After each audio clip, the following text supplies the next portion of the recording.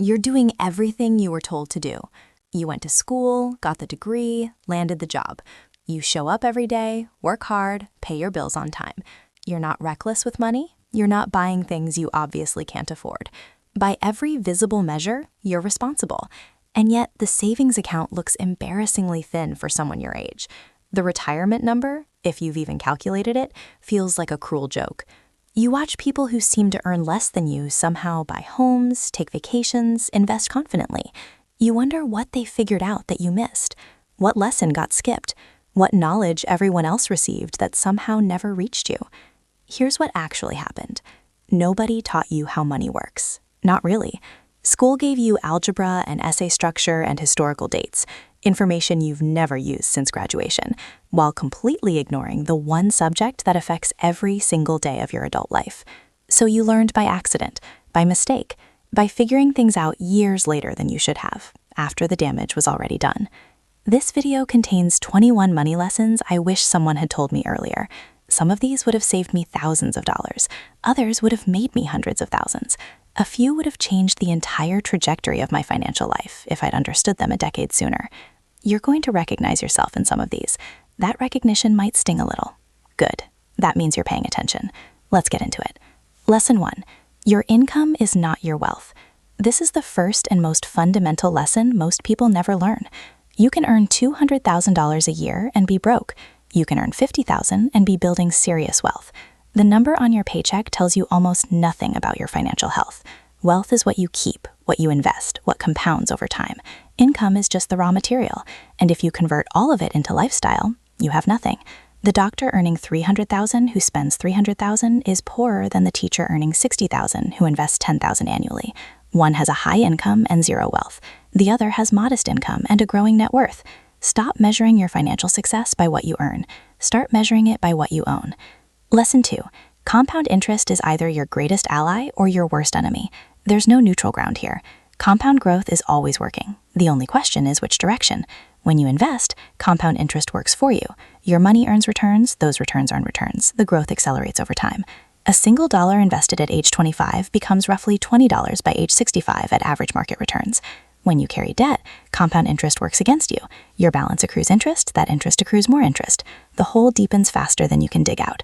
Credit card debt at 20% APR doubles in less than 4 years if you make no payments. Every financial decision you make either puts compound growth on your team or hands it to your opponents. There's no sideline. The game is always being played. Lesson 3. Time is more valuable than money. A 25-year-old who invests $200 monthly will have more at 65 than a 40-year-old who invests $400 monthly, despite contributing less total money, despite having a lower income during their investing years. Time in the market beats almost everything else. The returns on early money compound for so many additional years that late money can rarely catch up, no matter how large the contributions. This is why waiting to invest is so expensive. You're not just delaying wealth building, you're permanently sacrificing the most powerful years of potential growth. Every year you wait costs more than the last. Start now, whatever amount you can. The habit matters more than the number. Lesson 4. The biggest expense in your life is the one you never see. It's not rent, not taxes, not food or transportation. It's the wealth you never built because you didn't know how.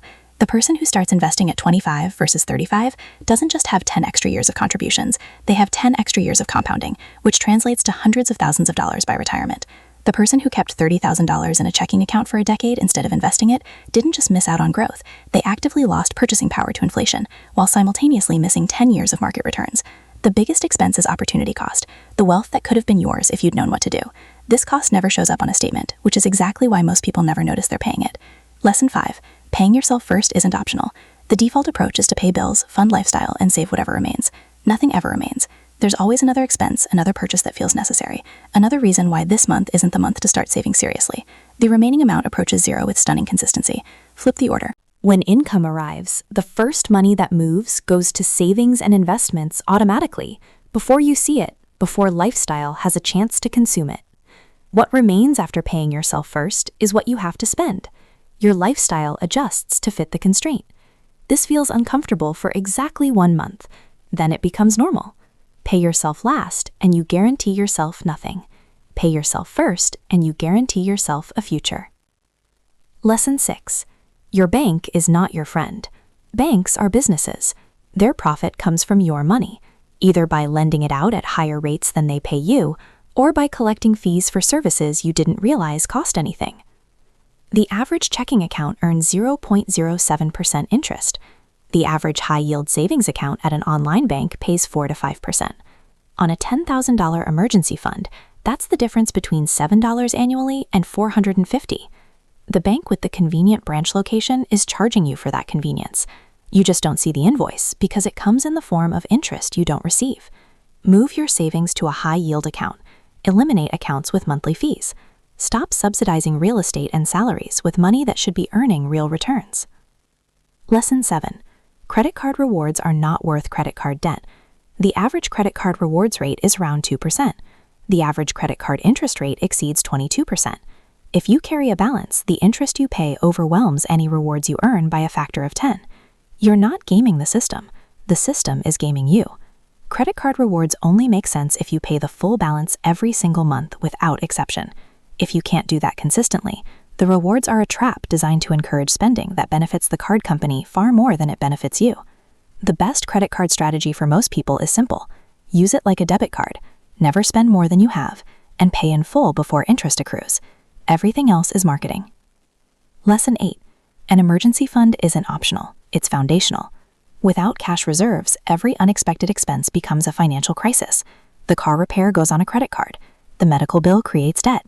The job loss forces liquidation of investments at the worst possible time. One emergency can unravel years of progress. And emergencies aren't rare, they're inevitable. The only question is whether you've prepared for them. 3 to 6 months of essential expenses in a high-yield savings account. Not invested, not locked up. Liquid and accessible within 24 hours. This money earns modest returns, and that's fine. Its job isn't growth, its job is protection. It's the foundation that keeps everything else from collapsing when life gets difficult. Lesson 9. The goal is to buy assets, not stuff. Assets put money in your pocket. Stuff takes money out. A stock portfolio is an asset. It generates returns. A car is stuff. It depreciates, requires insurance, demands maintenance, and consumes fuel. A rental property is an asset. It produces income. A fancy watch is stuff. It sits in a drawer and slowly loses value. The wealthy spend their money on assets that generate more money. The broke spend their money on stuff that impresses other people for a few weeks before becoming invisible. Every dollar you spend on stuff is a dollar that could have been buying assets. This isn't about never enjoying anything. It's about understanding the trade-off and making conscious choices. Lesson 10. Lifestyle inflation is the wealth killer. You get a raise, you upgrade the apartment. You get a bonus, you take a nicer vacation. Every income increase gets immediately absorbed by lifestyle expansion. 5 years later, you earn significantly more than you used to, and you feel exactly as broke. This is lifestyle inflation. Your expenses rise automatically to match your income. What felt like luxuries become necessities. The upgraded baseline becomes the new normal. And somehow, despite earning more than ever, the financial stress remains unchanged. The antidote is intentional. When income increases, direct a portion to investments before lifestyle has a chance to claim it. Let yourself enjoy some of the increase, but not all of it. Force wealth building to happen before spending adapts. Lesson 11. Your car is probably too expensive. The average new car payment exceeds $770 monthly in 2026. Add insurance, fuel, maintenance, and registration, and you're easily above $1,000 monthly for transportation. That's $12,000 annually. Invested at 10% returns over 30 years, that's over $2 million. Your car is not an investment. It's a depreciating liability that loses value every single day you own it. The moment you drive it off the lot, you've lost money you'll never recover. Buy used, buy reliable. Buy something that gets you where you need to go without consuming your wealth-building capacity. The millionaires next door aren't driving luxury vehicles. They're driving Toyotas and Hondas while their money works in the market instead of sitting in the driveway. Lesson 12. Small purchases compound just like investments. $5 a day doesn't feel significant. It's a coffee, a snack, a small convenience. But $5 daily is $150 monthly, $1,800 annually, $18,000 over a decade, before accounting for what that money could have earned if invested at 10% average returns. That daily $5 would grow to over $30,000 in 10 years, over $170,000 in 30 years. The individual purchase isn't the problem. The unawareness is the problem. When small expenses escape scrutiny because they feel trivial, they multiply without accountability. Track everything for a month. See where the small stuff actually goes. You're not eliminating joy. You're creating consciousness where autopilot used to rule. Lesson 13. Debt payoff order matters. Not all debt is equal.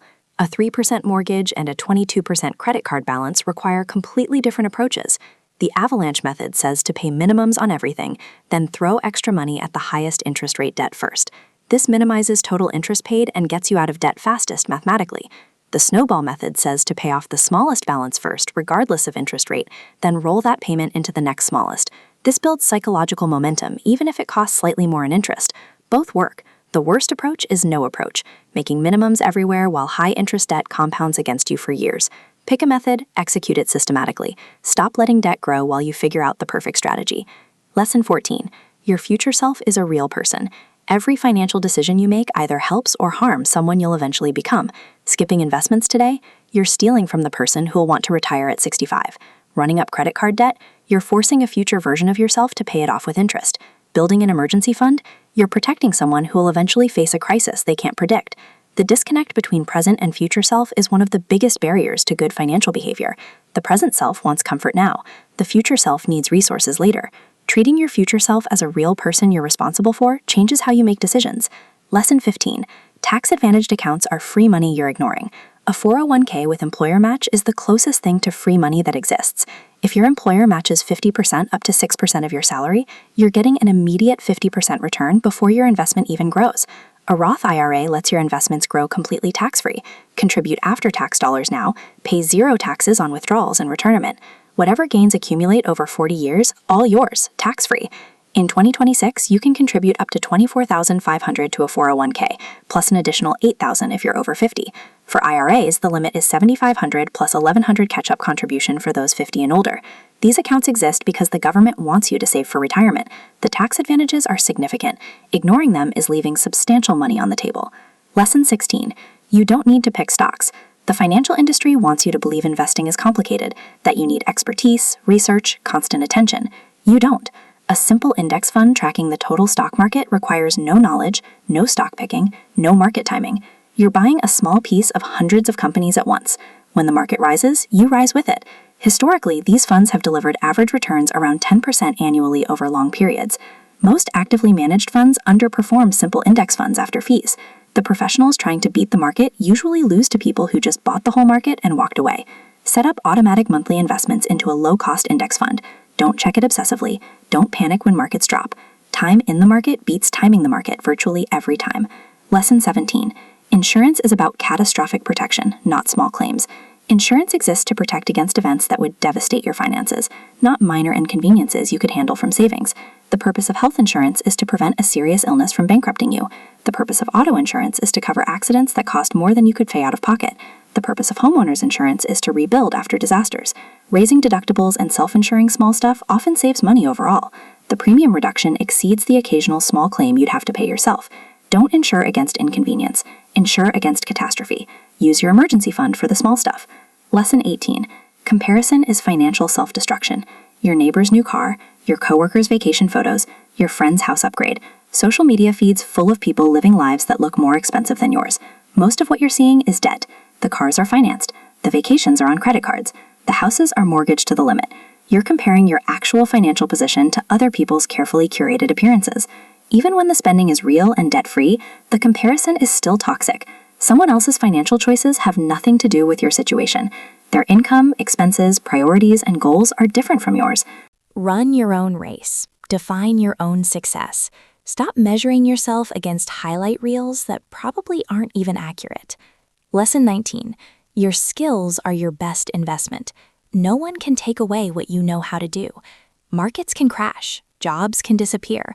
Assets can lose value overnight. But skills that generate income remain yours regardless of external circumstances. The investment with the highest return is often education that increases your earning power. Learning to code, mastering sales, developing expertise that commands premium compensation. These pay dividends for decades. Spend time and money developing skills that make you more valuable. The return on investment frequently exceeds anything the stock market offers, especially early in your career when income growth potential is highest. Lesson 20. Automation beats motivation every time. Motivation fluctuates. Some months you feel disciplined, other months you don't. Systems work regardless of how you feel. Automatic transfers that move money to savings the moment your paycheck arrives. Automatic investments that buy index funds monthly without requiring a decision. Automatic bill payments that prevent late fees and credit damage. When good financial behavior is automatic, it happens consistently, whether you're feeling motivated or not. You remove yourself from the equation entirely. Set up the systems once, let them run.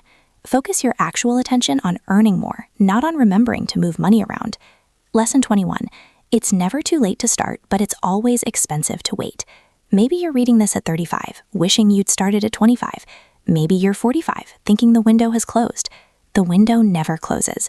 It just gets more expensive. Someone starting at 40 can still build significant wealth over 25 years. The contributions need to be larger, the lifestyle constraints need to be tighter, but the math still works.